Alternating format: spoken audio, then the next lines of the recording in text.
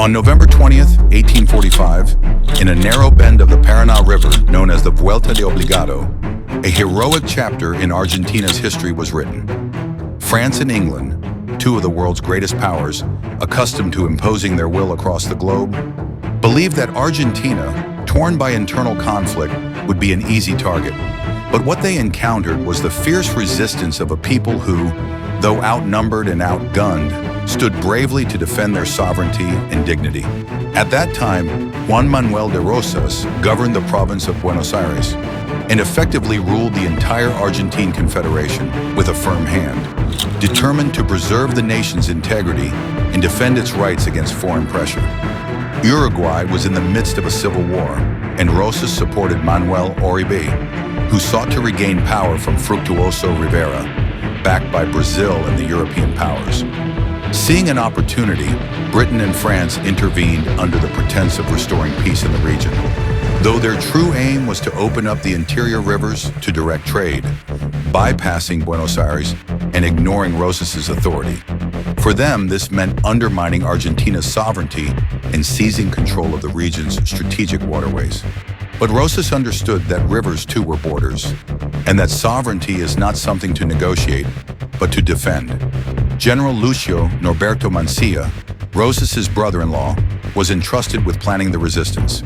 He chose the site wisely, the Vuelta de Obligado, where the Paraná River narrows and bends, flanked by steep banks that rise like natural walls.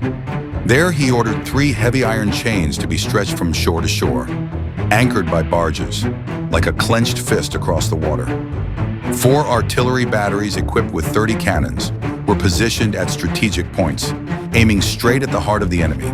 He gathered around 2,000 men, soldiers, gauchos, Afro-Argentines, and women who nursed the wounded, carried ammunition, and helped sustain morale.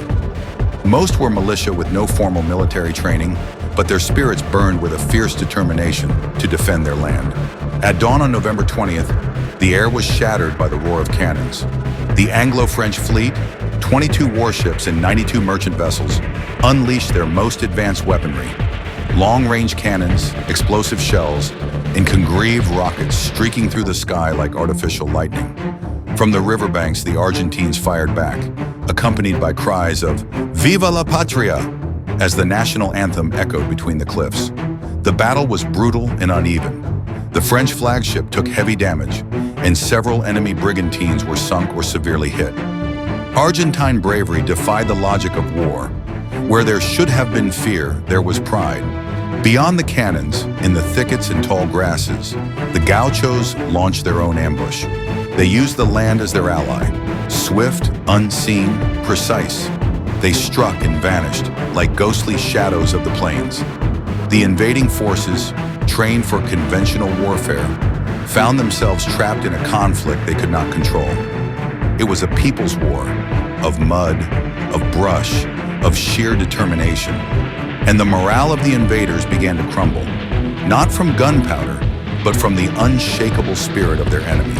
After more than 7 hours of fierce combat, and with their batteries nearly spent, the Europeans broke through the chains and landed troops. They captured the positions, yes, but at a steep cost. Over 20 dead and dozens wounded in their ranks, with severe damage to several ships.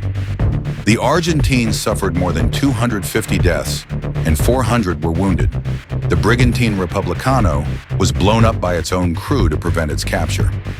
The river ran red with blood, but dignity remained untouched. The fleet advanced, but it did not conquer. The inland towns met them with closed doors, empty roads, and hostile fire from the thickets. Trade was a failure. Political control, non-existent. For 5 years, the campaign became a costly and fruitless ordeal for the European powers. Eventually, Britain signed the Arana Southern Convention in 1849. France followed with the Arana-Leperdure Convention in 1850. Both recognized Argentina's sovereignty over its rivers. What began as a tactical defeat became a diplomatic, moral, and symbolic victory. Since then, every November 20th, the nation commemorates the Day of Sovereignty. A reminder that some battles are won not by holding ground, but by standing firm. Vuelta de Obligado was not just a battle. It was a collective cry, a glorious scar, a river turned into a trench.